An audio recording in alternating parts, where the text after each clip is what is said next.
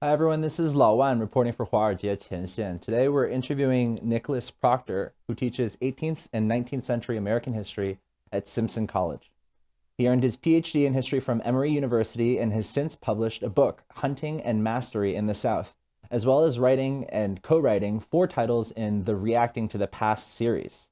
Reacting uses role-playing games with primary source text to teach undergraduate students about history.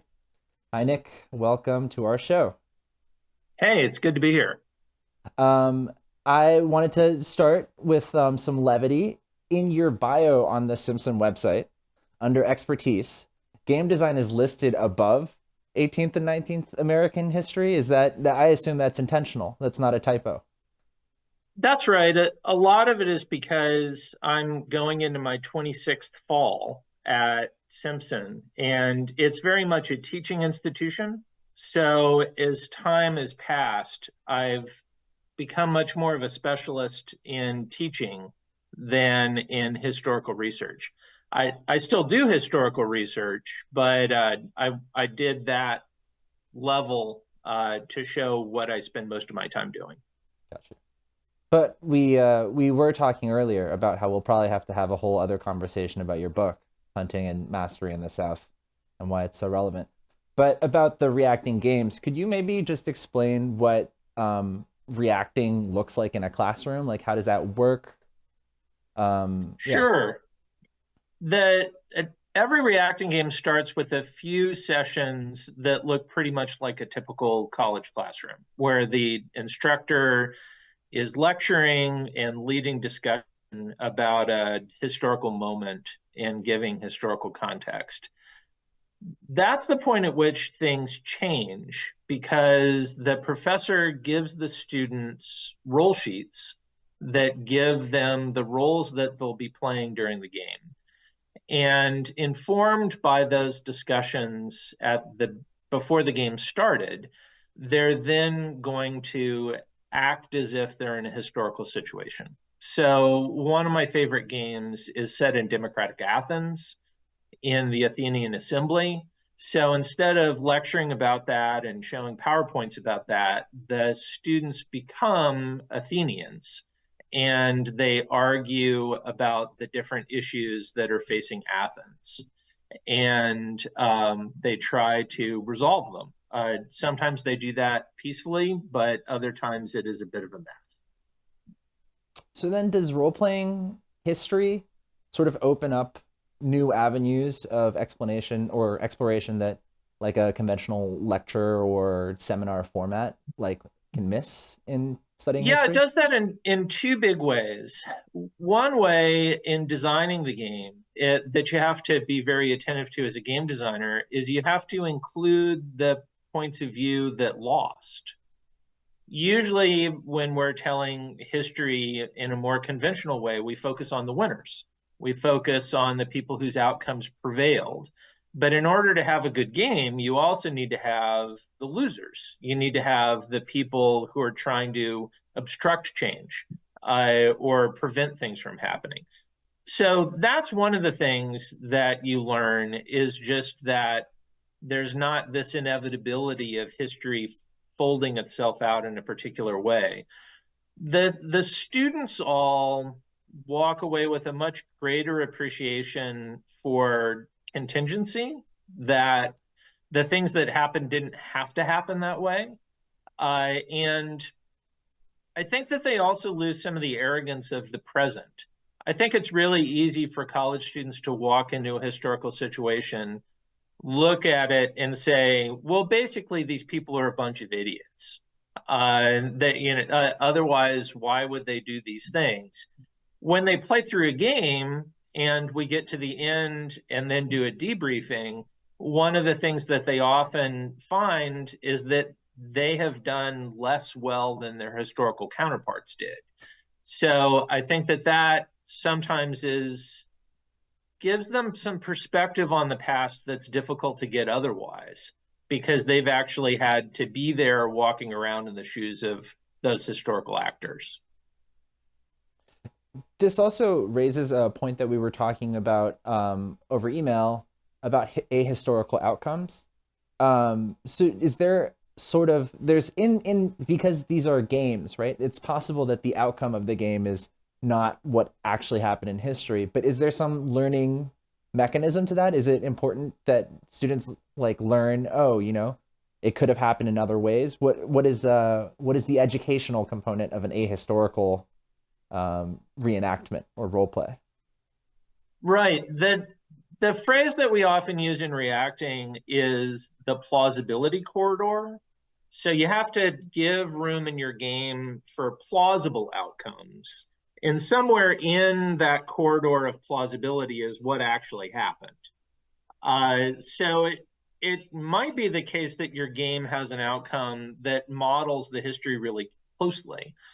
But it's important to have the possibility for ahistorical outcomes for a couple reasons. The first one is it honors the effort that students are putting into things. If you've been struggling for weeks to get a law passed, and then the hard hand of the instructor comes down and says, well, that's not going to happen because that's not what historically happened, that really takes the air out of everybody. The other one is back to that issue of contingency, for students to realize that what historically happened wasn't the only way that things could have gone. So in the debriefing, I think a lot of the learning for the game happens when you compare the historical outcome with the game outcome. And the students have a much bigger and deeper appreciation for why the historical actors did the things they did. It's not just they're operating from the big book of fate that says we have to do these things, but instead they're making high stakes decisions in a situation where they don't have all the information, but they still need to make decisions.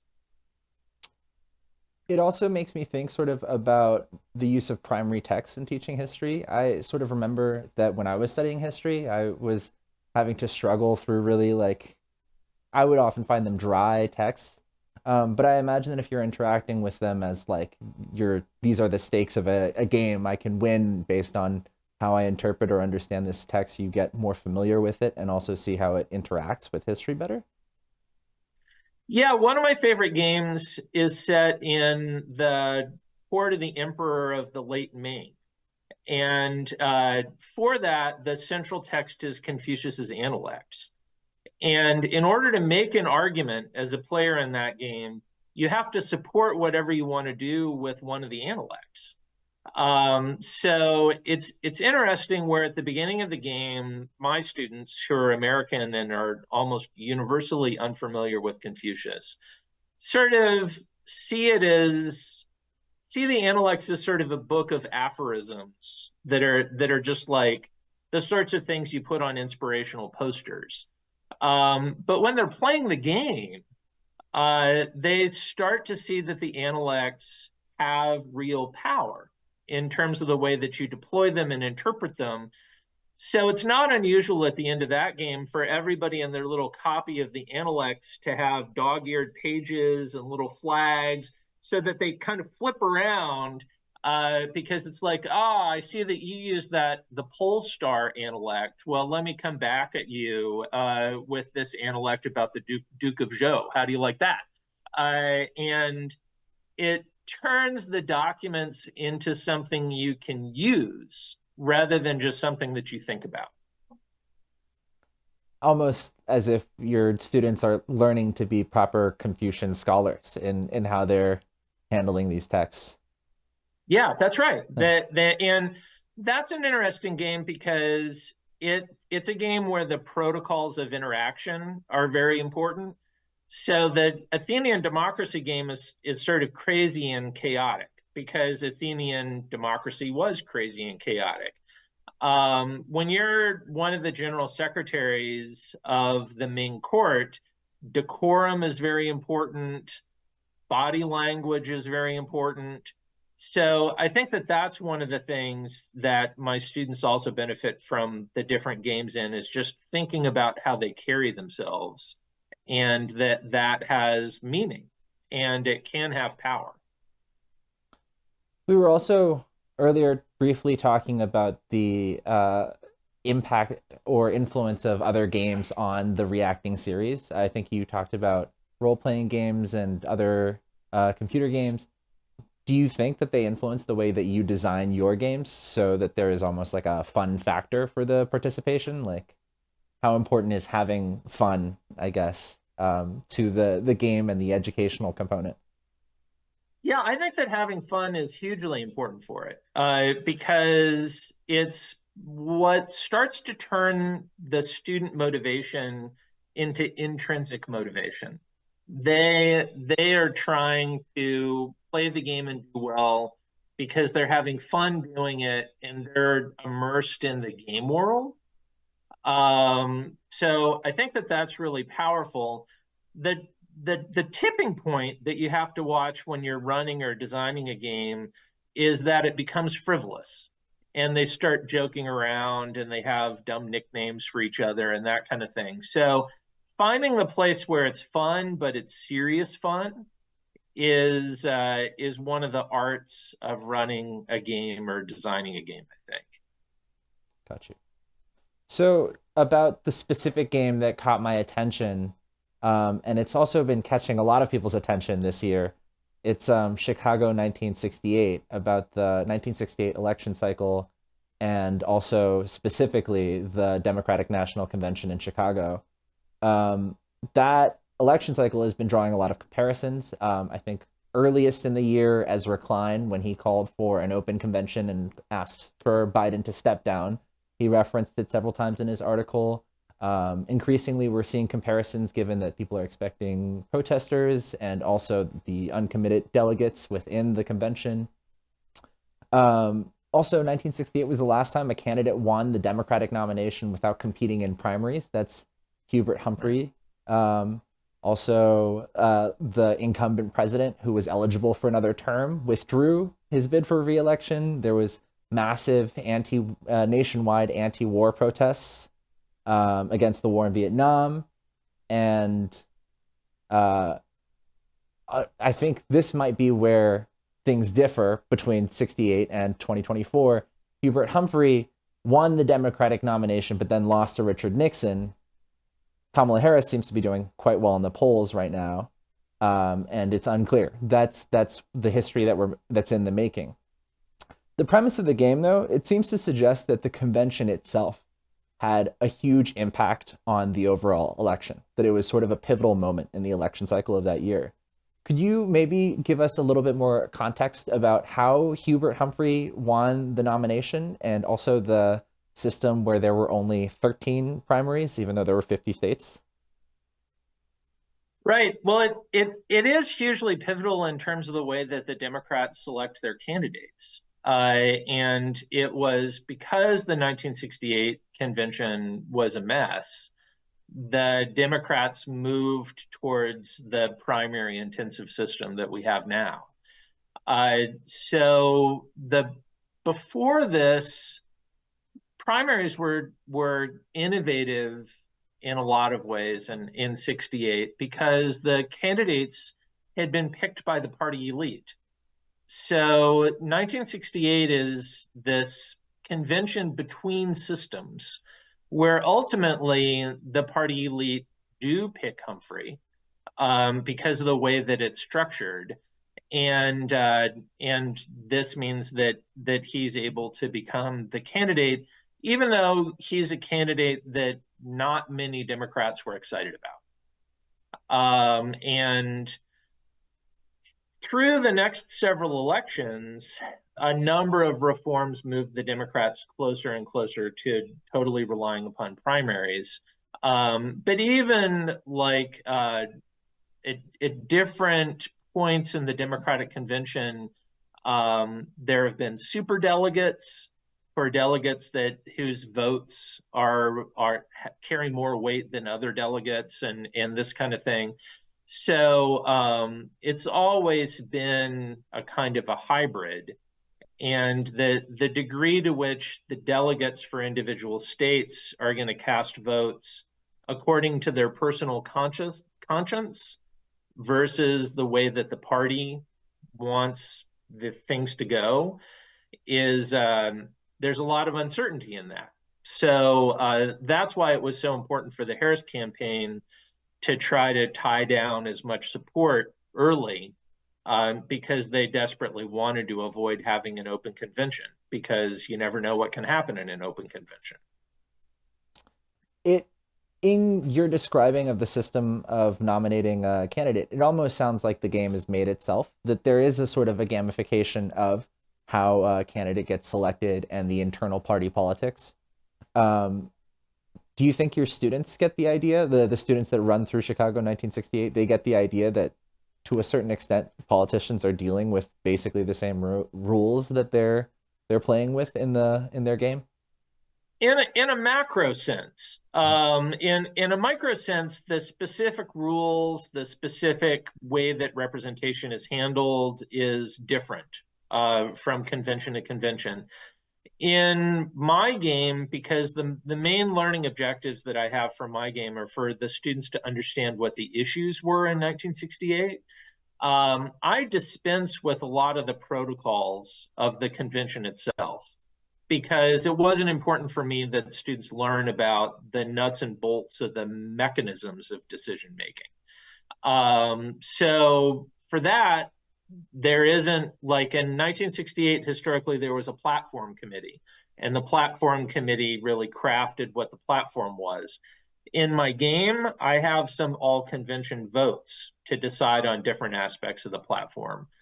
But that's because I wanted all the students to wrestle with that. And that's a way in which reacting games are different from things like Model UN or Moot Court, which where the thing that they're trying to do is to teach students about how those institutions work. Reacting is much more about trying to get students to understand what the ideas were. So I bend the reality and acknowledge that I do that in the game book in order to get the students engaged in the big ideas. So, if you don't mind, what would you say are the big ideas of 68, the ones that sort of define that election cycle for the Democrats? Right, there's three. The first one is what domestic policy is going to get the emphasis of the party. So these are the first few game sessions where the debate is between, are the Democrats going to focus on poverty? Are they going to focus on civil rights? Are they going to focus on infrastructure? Or are they going to focus on law and order? So they have a lot of debates about those, and eventually are going to need to pick some priorities. The second big set of debates are about the Vietnam War and U.S. involvement there. And then the third big debate is who should the nominee for president be? So the nominee for president is more about how the party wants to project itself by who it's going to be. But they're figuring out who the vice presidential candidate is an important part of the decision on the part of the president. And sometimes there's a mechanism in the game called the smoke-filled room, which is where the party elites can call a private meeting with no journalists to try to make some deals. And that's usually a real pivotal moment in the game. And usually the vice president comes out of one of those smoke-filled rooms, having traded support in exchange for getting on the ticket. Also, within the I guess the basket of domestic policy, there were a whole bunch of problems, such as I think there was high unemployment, or at least high unemployment. Also, race was the key issue with Martin Luther King's assassination on April 4th. Right. And also a splintering of the Democratic Party, right? It seemed that that was the moment that the DNC decided to jettison its southern voters that were pro-segregation. Yeah, and that's one of the tensions that they have to deal with in the game, because a lot of the players in the game, their main objective is to win the election in November. And they recognize that to win their election in November, they're going to have to get Southern whites to vote Democrat. And at this point, there was George Wallace was a sort of an insurgent candidate who was a white supremacist populist. And they were worried that he was going to shave votes off of the Democrats because white Southerners would see the Democrats as being too devoted to civil rights. So it's really interesting to see the way that students deal with this in the game, because they all know that this is the problem, but most of them, because they're students, but also because of the roles that they're playing, are reluctant to be that candid about their motivation. So they come up with all sorts of reasons for like, no, infrastructure, that's really what we should focus on. Everybody likes roads and airports, because if they throw support there, then it means that a slot isn't open for them to support civil rights.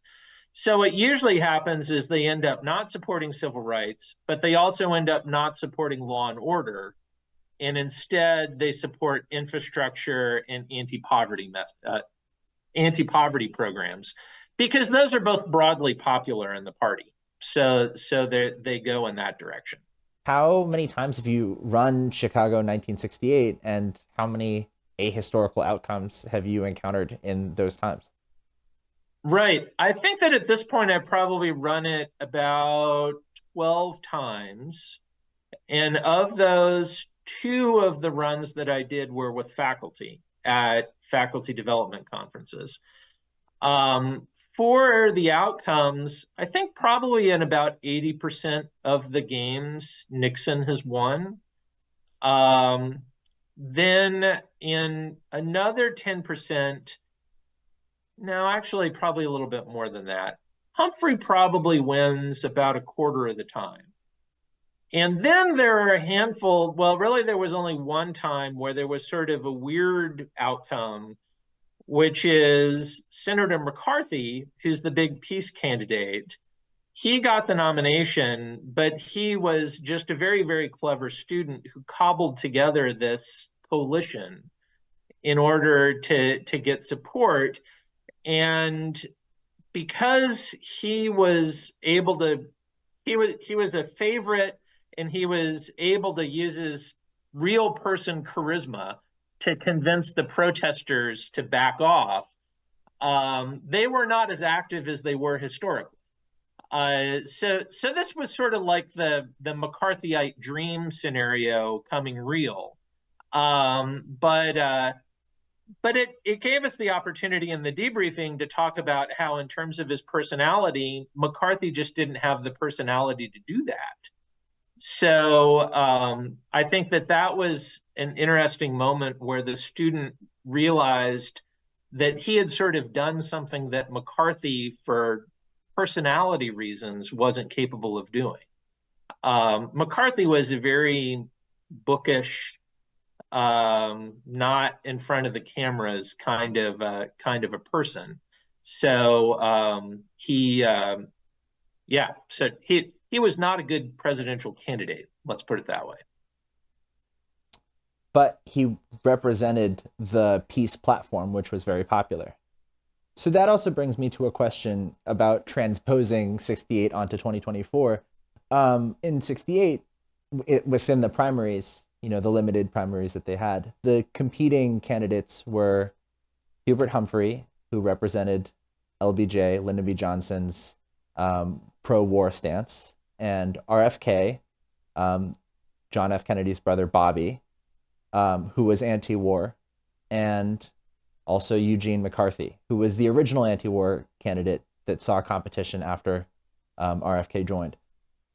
But within our current election cycle, it seems that within the primaries, the universal position on the massive anti-war protests throughout America has been slightly appeasing, but no real stances. Do you think that there's been a narrowing of available politics since 1968, or what do you think has changed? Yeah, I think there has been. I think the nature of the conflicts is pretty different, because for Vietnam, American newspapers are listing casualty figures every day of Americans that are being killed. So I think that for most Americans in 1968, the war is much closer to them. Certainly there are people who have family and friends and know people in Israel and Gaza, so they have a personal connection. But it's something that a majority of Americans don't have. So I think that's different. One of the other things is, in terms of the anti-war position in 1968, it's certainly there, but I think that it's tempting for us to imagine that the anti-war politicians are calling for a complete U.S. withdrawal from Vietnam. They're really much more measured than that. And it's a little bit like it's not unlike the position of the Biden administration now, which is, well, we're in this and we're going to continue to sell arms, but at the same time, we're going to discourage the Israelis from using those arms, and we're going to try to come to peace. So it's not it's a more complicated position. In the same way that McCarthy and Bobby Kennedy, the positions that they run on and they get a lot of support from the peace movement on are not total withdrawal. They're about having a drawdown and entering into negotiations. So the strong anti-war movement at the time, part of the reason why they show up at the convention in such large numbers and protest so loudly is they're not satisfied with McCarthy. They don't think that any establishment politician is willing to go far enough. And they were calling for an immediate cessation of hostilities and an immediate withdrawal of U.S. forces from Vietnam. And there are very few politicians in 1968 that are willing to publicly acknowledge that that's what might need to be done. Right. So the McCarthy stance was for unconditional ceasefire. Was that, or is that maybe the nitty gritty of it? Yeah, but and a ceasefire with an eye towards negotiating. But it wasn't an end for U.S. support for the regime in South Vietnam. It wasn't an immediate withdrawal of U.S. troops from South Vietnam. It was certainly a step towards peace, but to the radical anti-war protesters, they sort of saw this as mealy-mouthed. They were like, well, why can't we just have peace now? Why don't you just end the draft? Let's make things happen much more dramatically.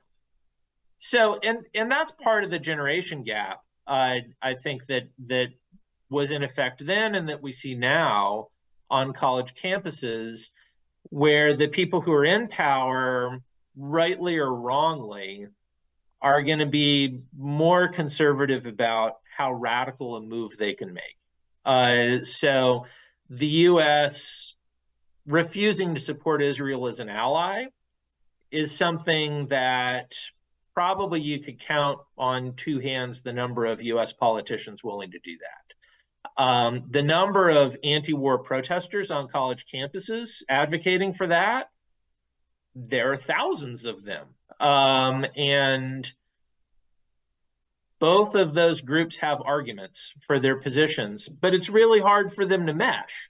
And this is one of the things that the 68 game gets at, is that even though the protesters are generally going to support McCarthy, they, as the game goes on, become more and more frustrated with the Democratic Party as a whole.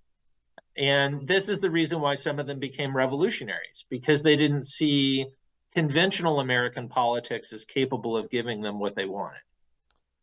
The student that won the nomination as McCarthy, you said he managed to somehow bring in the protesters. And I imagine that includes the student that was playing Abby Hoffman. Is that a playable role?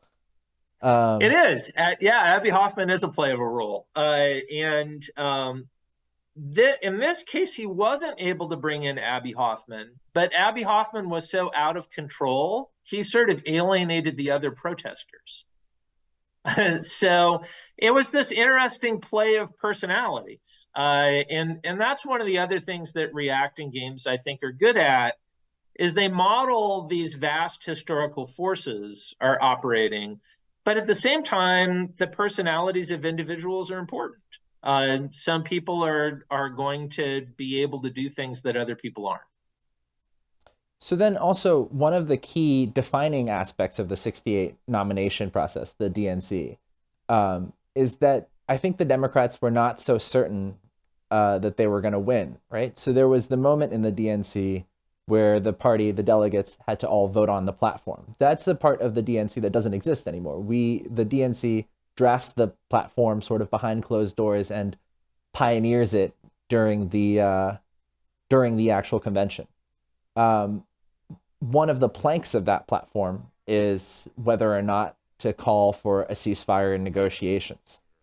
I imagine that part of that is that there were contingents within the DNC that thought that they might be able to win over the support of the yippies and the protesters outside of the convention floor.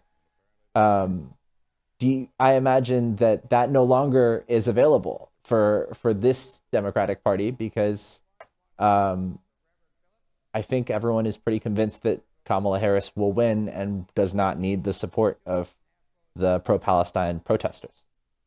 Do you think that's a fair summary of the two? That's there, but I think also in 1968, the number of people in the convention that wanted to have anything to do with the protesters on the street was really small. So when there's the big police crackdown in front of the convention hotel, there are some protesters. Well, it's hard to know if they're protesters that were already affiliated with the McCarthy campaign or they were protesters who were befriended by the McCarthy campaign. And McCarthy goes out after the convention is over to talk to some protesters and kind of cool things down. But he's just square. I mean, he's wearing his suit and his tie, and he's got his tight haircut. And there's a degree to which he and Abby Hoffman, like, they're not even on the same planet culturally. So I think that the disconnect now is not that different from the disconnect then. There's a degree to which the establishment politicians are sort of paternalistic towards the students and admire their passion, but then feel like they want to pat them on the head and say, I'm really glad that you're excited about politics. Maybe you should run for office. But they're not actually going to take any kind of policy suggestions from them. I think that that's as true now as it was in 68. I don't know if it's truer in one of those situations than the other. It sort of brings me to the fact that about the violence around the DNC, which I think is what a lot of people are nervous about. What's drawing a lot of the anxious comparisons between 68 and 2024 is the brutal police crackdown outside of the convention hall. Also, Dan Rather getting punched on the floor of the convention center. And Dan Rather is a playable character for Chicago 1968. So I guess one of my questions is, do you think that the role of the media was integral to how that election went for Humphrey and also the outcomes of the nomination process? Yeah, well, I think that the media plays a huge role in the way that the campaign works, the way that the primaries were covered, the way that the convention is covered. It's on television, and this really makes it part of people's lives in a way that even the convention in 64 wasn't. I think that one of the things that gets overestimated sometimes is the level of sympathy for the protesters. I think that people today imagine that there was a lot of sympathy for the protesters being beat down by the police for good reasons. In 1968, there wasn't a lot. After the convention, a majority of Americans approve of the way that Mayor Daley handled the protesters. The footage that I think a lot of people are familiar with of the police moving in on protesters on the street in front of the convention hotel, historically, this is a pretty small portion of the coverage of the convention. So I think that it's one of those times when, as historical distance increases, some of the aspects of it we want to increase, and we want to imagine that people responded to those events in the way that we think we would. But the press does not give the protesters favorable coverage. And part of this was that a lot of the protesters were really radical. And this is part of the game also, because there are a variety of different protester roles. And some of the protesters are trying to make ensure that the protests are nonviolent, ensure that the protests don't result in a riot. And there are other protesters who want a riot. They think that this is a revolutionary moment and that the revolution will begin on the streets of Chicago. And they are completely wrong. That sort of brings me to my last question quite nicely.